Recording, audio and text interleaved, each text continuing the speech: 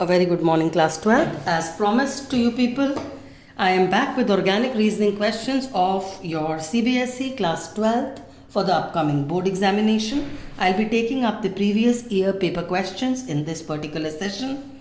I'll be talking about unit 11. पिछली video में हमने यूनिट 10 किया था, तो अगर आपका ऑर्गेनिक रीजनिंग यूनिट 10 का खराब है, हैलो एल्केन्स हैलो एरीन्स का, तो please watch that video. Alcohols, phenols, ethers के जितने रीजनिंग क्वेश्चंस हैं वो हम आज करेंगे. The first question is why do these compounds have a bent और and not a linear geometry. Geometry bent क्यों होती, शेप इसका बेंट क्यों है? Now the reason is alcohol का फॉर्मूला ये रहा ROH. इस ROH में ऑक्सीजन बीच में है और ऑक्सीजन के पास आउटर शेल में you have 8 electrons. Total of 8 electrons में से 2 तो उसने इनर में चले गए. Valence electrons are how many? 6, जिसमें से एक यहाँ यूज हुआ, एक यहाँ यूज हुआ और 2 लोन पेयर्स बचे. It is because of these lone pairs there is a repulsion between lone pair bond pair. Repulsion के कारण the geometry is bent. The phenol के स्ट्रक्चर में भी you have a oxygen with 2 lone pairs which causes this geometry to be bent. Ethers के case में भी you have 2 Rs and an oxygen और उसके पास भी ये 2 लोन पेयर्स हैं और लोन पेयर्स के कारण ये ज्योमेट्री बेंट हो जाती है. So the examiner will be looking forward to presence of lone pair on oxygen atom causes the geometry to be bent. Coming to the next question, why does alcohol have a bond angle less than 109.28 while ether का angle greater than 109.28 है? Now बेटा अगर वो alcohol है या वो ether है, geometry तो bent है और उसके पास 2 lone pair भी है. ईथर के केस में दोनों ग्रुप्स आर ग्रुप्स हैं और 2 लोन पेयर हैं. अब ज्योमेट्री तो टेट्राहीड्रल के हिसाब से 109.28 होना चाहिए था, लेकिन इस केस में बॉन्ड एंगल इज लार्जर या bond angle is in case में कम है because of lone pair bond pair repulsion. तो lone pair to bond pair repulsion के कारण this bond angle is less than 109.28. तो इधर क्या हो जाता है? इधर प्रॉब्लम ये है कि आपके पास 2 R ग्रुप्स हैं और ये बड़े ग्रुप्स हैं, और क्योंकि ये 2 R ग्रुप्स बड़े ग्रुप्स हैं, this then leads to repulsion between these 2. इन दोनों के रिपल्शन के कारण ये बॉन्ड एंगल बड़ा हो जाता है and the angle goes beyond. तो आंसर होना चाहिए bulkier R groups, therefore there is repulsion between the bond pair and bond pair. Examiner ये कीवर्ड्स आपके आंसर में ढूंढ रहे होंगे. Coming to the next question, C oxygen और कार्बन का जो बॉन्ड लेंथ है वो फिनॉल में छोटा है. ये रहा फिनॉल, ये रहा ऑक्सीजन और ये रहा इसके साथ का हाइड्रोजन. हम इस बॉन्ड के बारे में बात कर रहे हैं. अब इस बॉन्ड में क्या है बेटा? ऑक्सीजन के पास जो लोन पेयर हैं वो रेजोनेंस में इन्वॉल्व हैं, जिसके कारण यहाँ पर there is a partial double bond character. और इस partial double bond character because your OH group is a electron donating group, it has a plus R effect, इसीलिए यहाँ पर पार्शियल डबल बॉन्ड कैरेक्टर आ जाता है, तो बॉन्ड ऑटोमेटिकली शॉर्टर हो जाएगा. तो आपको ये इलस्ट्रेशन देना चाहिए और ये आपके आंसर के कीवर्ड्स हो गए. नेक्स्ट क्वेश्चन पे चलते हैं. Alcohols can act as both Bronsted acid भी और ब्रॉन्स्टेड बेस भी. बेटा ब्रॉन्स्टेड एसिड क्या होता है? H पॉजिटिव का डोनर को ब्रॉन्स्टेड एसिड कहते हैं. ब्रॉन्स्टेड बेस क्या होता है? H पॉजिटिव का एक्सेप्टर. तो पहले आपको ये तो पता हो कि ब्रॉन्स्टेड एसिड और ब्रॉन्स्टेड बेस क्या होता है. H पॉजिटिव डोनर ये क्यों होगा? ये shared pair of electron is pulled by oxygen because oxygen is more electronegative. अगर ऐसा होगा तो हाइड्रोजन पे पॉजिटिव चार्ज आ जाएगा and it can be lost. तो इसलिए ये ब्रॉन्स्टेड एसिड हुआ. आपको बताना है there is a difference in electronegativity between oxygen and hydrogen. The bond is polar, oxygen is more electronegative, so H positive is released. दूसरा क्वेश्चन क्या है? वाई फिर ये H पॉजिटिव एक्सेप्टर कैसे? H पॉजिटिव का एक्सेप्टर ये इसलिए है क्योंकि R ग्रुप के पास प्लस I इफेक्ट होता है, वो इलेक्ट्रॉन डोनेट करता है, जिसके कारण ऑक्सीजन बिकम्स इलेक्ट्रॉन रिच और उसके पास लोन पेयर है जहाँ पर प्रोटॉन जाके अटैक कर सकता है. So because of the lone pair के कारण ऑफ ऑक्सीजन के कारण प्रोटॉन एक्सेप्ट होता है and OH bond is polar के कारण H पॉजिटिव डोनेट होता है. दिस इज द आंसर की. The next question is water solubility of phenol is lower than ethanol. बेटा वाटर में ऑलरेडी हाइड्रोजन बॉन्ड्स होते हैं. ये रहा हाइड्रोजन बॉन्ड. जब आप अल्कोहल यूज करते हो तो अल्कोहल भी वाटर के साथ हाइड्रोजन बॉन्ड बना सकते हैं. तो क्या फिनॉल नहीं बना सकता है? फिनॉल के पास भी तो ऑक्सीजन और H है. बिल्कुल बना सकता है. फिनॉल भी वाटर के साथ हाइड्रोजन बॉन्ड बनाता है. लेकिन फिर प्रॉब्लम क्या है? Problem is this bulkier hydrophobic benzene. ये हाइड्रोफोबिक क्यों है? क्योंकि इसमें हाई कोवैलेंट कैरेक्टर है. बहुत सारे कोवैलेंट बॉन्ड्स है ना, तो हाई कोवैलेंट कैरेक्टर है. It is because of this bulkier R group कि ये वाटर सॉल्युबिलिटी नहीं करता. अल्कोहल वाटर में सॉल्युबल हो जाता है क्योंकि R group is not big. पर फिनॉल पार्शियली सॉल्युबल रहता है, डज फॉर्म हाइड्रोजन बॉन्ड तो बनाता है लेकिन फिर भी सॉल्युबल नहीं है because of the bulkier hydrophobic benzene group. Next set of question करने से पहले एक इंफॉर्मेशन पहले इम्पार्ट कर देते हैं. बॉइलिंग पॉइंट किस पे डिपेंड करता है? इंटर मॉलिक्यूलर फोर्सेस पे. मॉलिक्यूल्स कितने आपस में टाइटली बॉन्डेड है, so inter molecular force of attraction पे डिपेंड करता है. कार्बन बढ़ते हैं तो लंडन फोर्स बढ़ता है, इसीलिए inter molecular force of attraction बढ़ता है तो बॉइलिंग पॉइंट बढ़ जाता है. OH बढ़ेंगे तो H बॉन्डिंग बढ़ जाती है, इसीलिए भी बॉइलिंग पॉइंट बढ़ेगा. ब्रांचिंग होने से लंडन फोर्स कम हो जाता है, इसीलिए बॉइलिंग पॉइंट कम हो जाता है. सो जब कार्बन बढ़ेंगे तो बॉइलिंग पॉइंट ज़्यादा, OH बढ़ेंगे तो भी बॉइलिंग पॉइंट ज़्यादा, लेकिन ब्रांचिंग होगी तो बॉइलिंग पॉइंट कम हो जाता है. बॉइलिंग पॉइंट से रिलेटेड ये क्वेश्चंस बोर्ड में आए हुए हैं. इथेनॉल और प्रोपेन. इथेनॉल है CH3CH2OH और क्योंकि इसमें OH है इसीलिए इसके अंदर inter molecular force of attraction will be hydrogen bond and which is strong, इसीलिए बॉइलिंग पॉइंट इसका ज़्यादा. प्रोपेन क्या होता है? CH3CH2CH3. बेटा इसमें तो कोई इलेक्ट्रोनेगेटिव एटम भी नहीं है, तो जो inter molecular force of attraction है वो सिर्फ वैन डर वाल या फिर लंडन फोर्स है and this is a weak force of attraction. तो क्योंकि London weak force of attraction है तो बॉइलिंग पॉइंट ऑटोमेटिकली कम हो जाता है. फाइन. सेकेंड क्वेश्चन देखिए. Compare the boiling point of ethanol and methoxy methane. ये रहा मिथॉक्सी मीथेन. अब इस केस में क्या फर्क होगा? इस केस में ये रहा हाइड्रोजन बॉन्ड, तो because of inter molecular hydrogen bonding. बेटा आप ऐसे मत लिखना, आपको पूरा कंप्लीट लिखना पड़ेगा. इंटर मॉलिक्यूलर हाइड्रोजन बॉन्डिंग के कारण बॉइलिंग पॉइंट इज हाई. लेकिन इसमें हाइड्रोजन बॉन्डिंग बेटा कब होती है? When hydrogen is bonded to oxygen और it is bonded to F और it is bonded to N, तब होती है हाइड्रोजन बॉन्डिंग. पर इसमें तो hydrogen is not bonded to F, O और N, तो इसमें हाइड्रोजन बॉन्डिंग तो नहीं होगा. इसमें there is a dipole moment towards oxygen क्योंकि ऑक्सीजन मोर इलेक्ट्रोनेगेटिव है. इसमें dipole moment is not zero, तो inter molecular force of attraction क्या हुआ? Dipole moment, dipole and this is weak as compare to hydrogen bonding, इसलिए boiling point इसका lower होगा. इसका कंपैरेटिवली बॉइलिंग पॉइंट अल्कोहल्स का हायर रहता है, ईथर्स का बॉइलिंग पॉइंट लोअर होता है because of intermolecular forces dipole interaction. What is next question? Boiling point of glycerol is very high. तो बेटा पहले ग्लिसरॉल का स्ट्रक्चर पता होना चाहिए. ग्लिसरॉल में है तीन कार्बन है और उसमें 3 ही OH लगे होते हैं. ये है इसका स्ट्रक्चर. अब बॉइलिंग पॉइंट क्यों ज्यादा है? क्योंकि 3 OH ग्रुप हैं. There is extensive hydrogen bonding.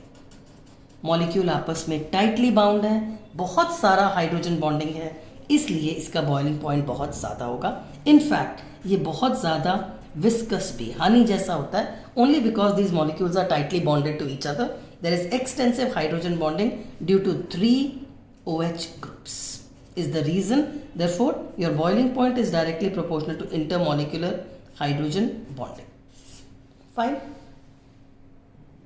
Next questions करने से पहले एक कॉन्सेप्ट बता देते हूँ। जब हम अल्कोहल की बात करते हैं ना, तो उसमें दो कॉन्सेप्ट्स हैं। एक है एसिडिटी। जब एसिडिटी की बात करनी है ना, तो आपको ये वाला बॉन्ड तोड़ना है,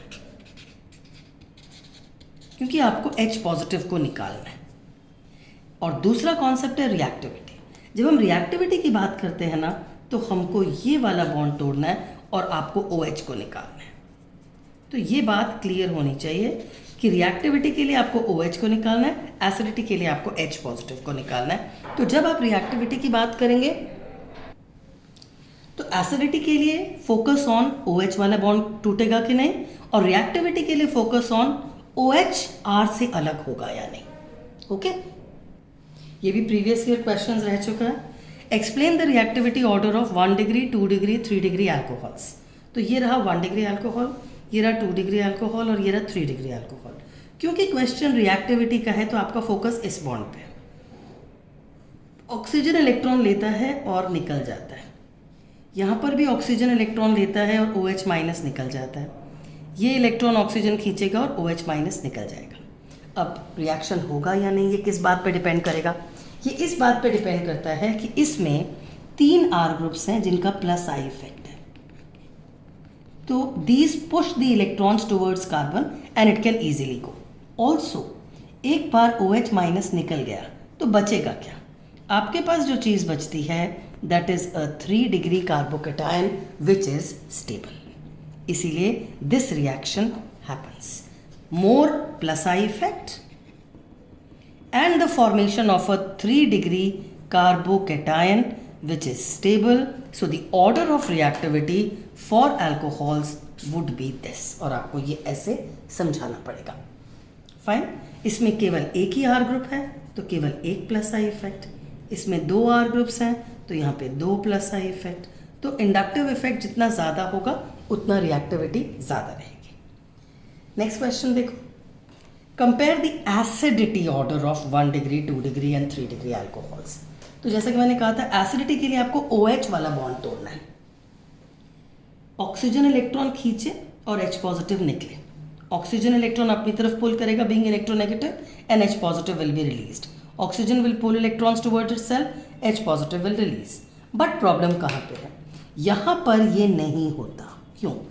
R groups are electron donating. They give electrons to the carbon and carbon gives it to oxygen. So here the oxygen is electron rich. Since it is electron rich, this does not happen and this does not happen.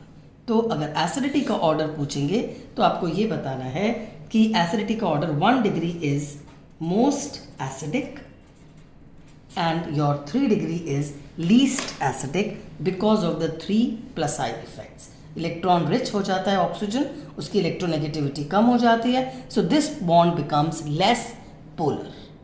Fine.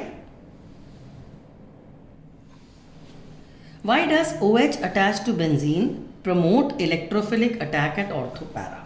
बेटा जब भी word ortho para Meta आ जाए ना, तो please pay attention, आपको resonating structures बनाने पड़ेंगे, उसके बिना आंसर इनकम्प्लीट।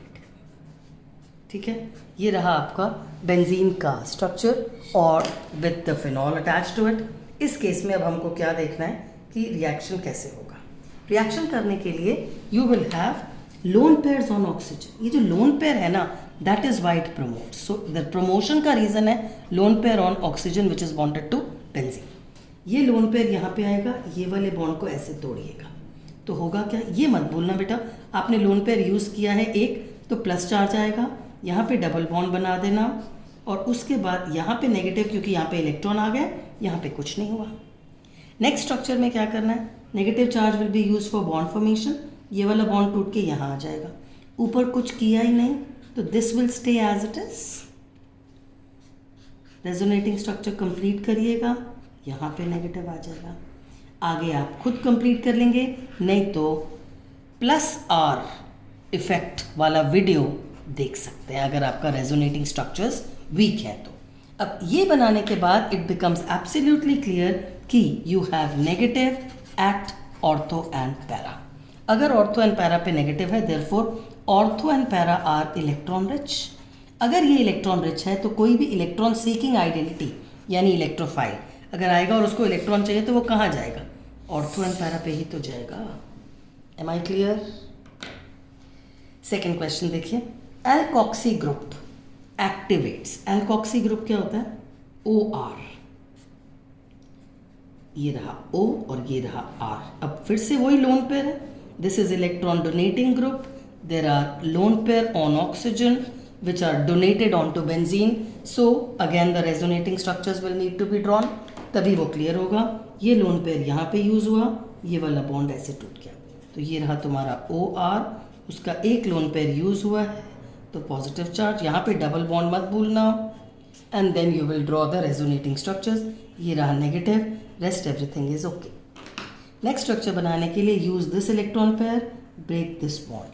ऊपर कुछ नहीं हुआ है, R group, lone pair intact, double bond, ये वाला यूज कर लिया, ये नेगेटिव और ये बिटवीन रेजोनेटिंग स्ट्रक्चर्स में बेटा डबल हेडेड एरो बनाएगा। आंसर फिर से सेम है, आपके इलेक्ट्रोफाइल को इलेक्ट्रॉन चाहिए और इसमें as you can see ortho and para are negative, they are electron rich, तो इलेक्ट्रोफाइल फटाफट से ऑर्थो पैरा पे चला जाएगा। So your answer should be OR group is an electron donating group, makes the benzene electron rich at ortho para positions, so electrophile attacks the ortho para positions। इस वाले question में सिर्फ activates पूछा था, ortho para position नहीं पूछा था, तो एक्टिवेशन के लिए तो सिर्फ आप लोन पेयर ऑन ऑक्सीजन से भी इलेक्ट्रॉन डोनेटिंग इफेक्ट और लोन पेयर ऑन ऑक्सीजन से भी बता सकते थे। लेकिन अगर क्वेश्चन आएगा activates as well as ortho para directing, तो आपको पूरा का पूरा रेजोनेटिंग स्ट्रक्चर बनाना पड़ेगा जैसा कि मैंने अभी बनाया था। तो this we have already done. Now coming to the next important question, phenol turns dark on keeping, मतलब फिनॉल पड़ा पड़ा डार्क हो जाता है। बेटा फिनॉल की बॉटल में जब फिनॉल पड़ा होता है तो over a period of time air अगर लगे तो उसका एयर में से ऑक्सीजन से रिएक्शन हो जाता है and it changes colour because it transforms into a compound called as benzoquinone which is dark coloured. तो आपको ये बताना है कि पुराना फिनॉल डेवलप्स डार्कर कलर। बेटा अगर फ्रेश फिनॉल लोगे ना तो ये लाइटेस्ट पॉसिबल पिंक का है, लेकिन over a period of year अगर सालों से एक बॉटल पड़ी है, रेगुलरली आप बॉटल को खोल रहे हैं और बंद कर रहे हैं, तो एयर के ऑक्सीडेशन से it transforms into benzoquinone which is dark in colour. ये क्या हम बिना कीपिंग भी हो सकता है? हाँ, अगर आप कोई भी एक oxidising agent like sodium dichromate डाल दें तब भी ये डार्क कलर का हो जाएगा। तो फिनॉल ऑक्सीडाइजिंग एजेंट में भी डार्क कलर का हो जाता है and over a period of years जब वो एयर से एक्सपोज होता है एरियल ऑक्सीडेशन से भी डार्क कलर का हो जाता है। Now this is an important question, alcohol is less acidic then water. अब बेटा अल्कोहल लेस एसिडिक क्यों होगा? ये इलेक्ट्रॉन पेयर अल्कोहल में ऑक्सीजन को लेना चाहिए, वाटर में भी ये इलेक्ट्रॉन पेयर ऑक्सीजन लेता है बिकॉज ऑक्सीजन मोर इलेक्ट्रोनेगेटिव है और वो H पॉजिटिव को छोड़ देगा। पर यहां पर क्या प्रॉब्लम है? R group is electron donating, so your oxygen becomes electron rich, so the OH bond is less polar, therefore H positive not released। तो ऑक्सीजन के पास R ग्रुप से ही इलेक्ट्रॉन अगर आ जाएंगे तो it will not pull this electron pair towards itself, while in this case oxygen pulls the electron pair itself। यहाँ पे कोई electron donating group नहीं है, so this is easily released, therefore water is more acidic, easily gives you the H positive। Next question देखो, during esterification reaction, esterification क्या होता है बेटा? एक कार्बोक्सिलिक एसिड यूज होता है, एक अल्कोहल यूज होता है, लेटर से मैंने मीथेनॉल लिया, और आपको कॉन्सेंट्रेटेड सल्फ्यूरिक एसिड डालना होता है। अब बेटा ये रिएक्शन ना रिवर्सिबल है, आंसर आपका इसी में है। प्रोडक्ट क्या बनेगा? वाटर रिलीज होता है, यहाँ से प्लस आपके पास एस्टर बनता है। अब क्योंकि रिएक्शन रिवर्सिबल है तो ली शैटेलियर्स प्रिंसिपल अप्लाई होगा। इसका कॉन्सेंट्रेशन, अगर आपकी टेस्ट ट्यूब ड्राई नहीं हुई, पहले से आपकी टेस्ट ट्यूब गीली है, तो इसका कॉन्सेंट्रेशन बढ़ गया। Le Chatelier's will try to decrease the concentration, तब रिएक्शन विल गो बैकवर्ड, तो आपका एस्टर बनेगा ही नहीं। Since it is a reversible reaction, ये लिखना जरूरी है। Presence of water will cause the reaction to go in the backward direction, तो इसका मतलब ester will not be formed. Fine. Next is state the function of pyridine in the below reaction. ROH alcohol reacts with acyl chloride, तो होता क्या है, Cl और H निकल जाते हैं। What are you left with? You will get CH3COOR, मतलब बना तो एस्टर ही है, लेकिन इस बार बाई प्रोडक्ट क्या है, HCl, और ये है तुम्हारा function for your pyridine। pyridine is an organic base, ये इंपॉर्टेंट बात है। HCl को रिमूव करता है pyridine, organic base used to remove HCl and reaction goes forward, तो आपका एस्टर भी ज़्यादा कॉन्सेंट्रेशन में बनेगा। So your organic base is required to make the reaction go in the forward direction. It removes HCl, so your reaction proceeds to the right. Next question क्या है? You have to compare the acidic character of orthocresol. अब ये क्रेसॉल क्या होता है, ये important है बेटा। क्रेसॉल इज मिथाइल फिनॉल, ये रहा फिनॉल, ऑर्थो पे आपको मिथाइल ग्रुप लगाना है। दूसरा कंपाउंड है ortho nitrophenol,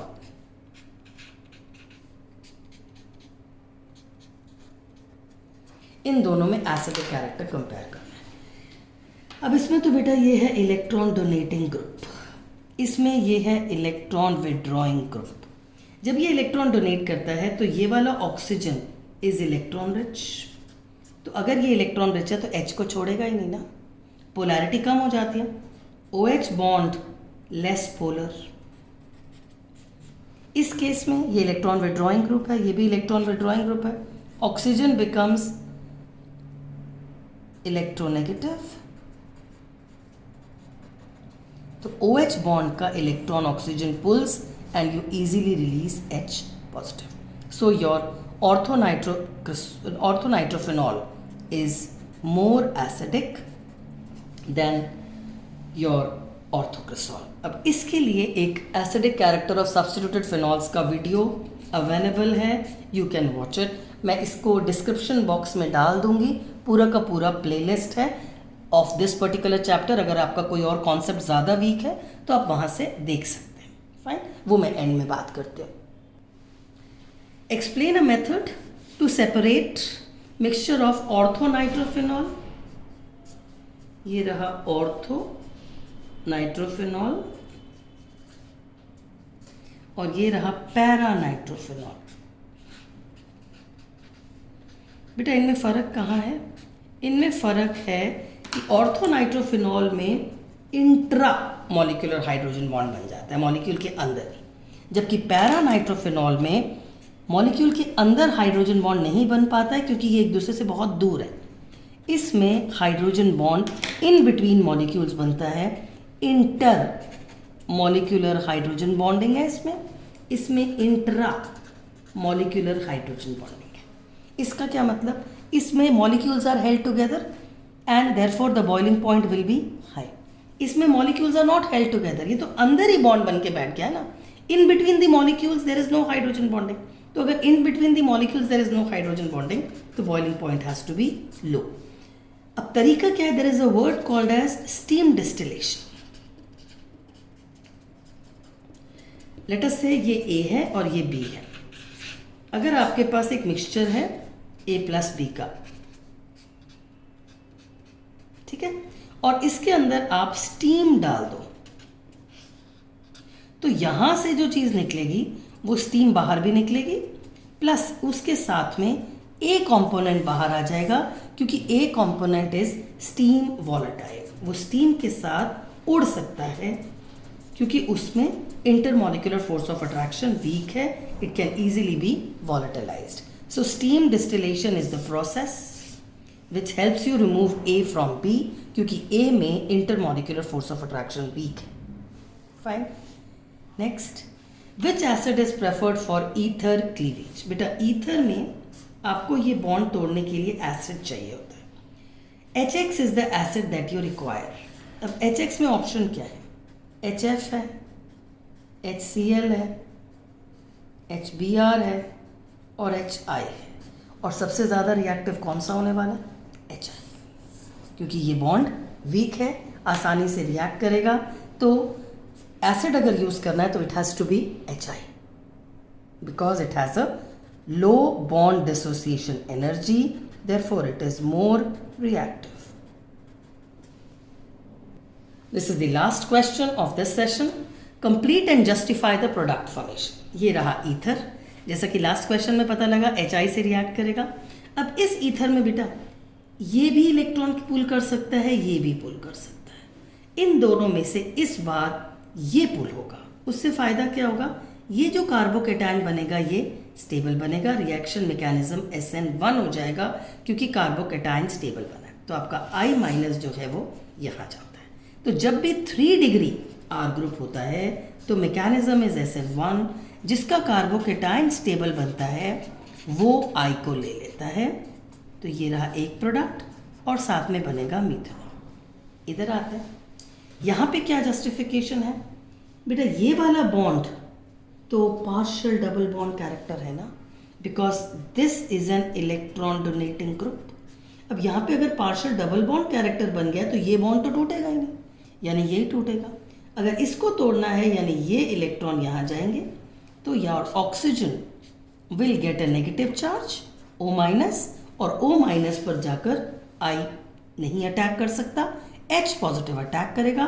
I will have to attack the CH3 positive, यानी your product will be CH3 with a I. Fine. So this is the character where you have to think कि कौन सा bond टूटेगा. इस case में there is the partial double bond character, तो ये तो बॉन्ड ही नहीं टूटेगा, ये वाला टूटेगा. अगर ये टूटेगा तो CH3 पे पॉजिटिव है तो I minus will go to CH3 and you will get phenol as the main product, क्योंकि this bond can not break. Fine. With this, I come to the end of the questions. Before I leave, there is a playlist on my channel with the name of alcohol, phenols and ethers. 14 videos हैं, लेकिन उसमें से general videos कौन से हैं? Classification का है, nomenclature का है, फिनॉल के bromination, nitration and acidic character. ये वाला इंपॉर्टेंट वीडियो है, ये आप ज़रूर देख लेना. Reimer Tiemann and Kolbe reaction are 2 named reactions. इनका मैकेनिज्म मत करिएगा, वीडियो में मैकेनिज्म भी है but you don't need to do the mechanism, आपके सिलेबस में नहीं. Williamson synthesis and its limitation is a topic of ethers. It is again important, paper में इसका क्वेश्चन जरूर आता है. Lucas test is the test for 1 degree 2 degree 3 degree alcohols. ये आपको पता होना चाहिए. So these are some videos of the playlist, आप उसको देख सकते हैं. Before I close, the next video will be on Unit 12 के रीजनिंग क्वेश्चंस, यानी aldehydes, ketones and carboxylic acid. इसका भी प्लेलिस्ट है. तो अगर आपको इस चैप्टर में प्रॉब्लम आ रही है, प्लेलिस्ट में बहुत सारे टॉपिक्स हैं on this particular chapter. Specifically aldehydes ketone का कंपैरेटिव स्टडी है. कार्बोक्सिलिक एसिड का तो बेटा 1 शॉर्ट वीडियो है of 40 minutes, so you can do that also. Fine. Otherwise मैं यूनिट 12 करवाने से पहले एक और बात, यूनिट 11 का डिस्क्रिप्शन बॉक्स में सारा का सारा प्लेलिस्ट डाल दूंगी. All the best, do well, stay connected, stay happy, do awesomely well in your boards. Bye.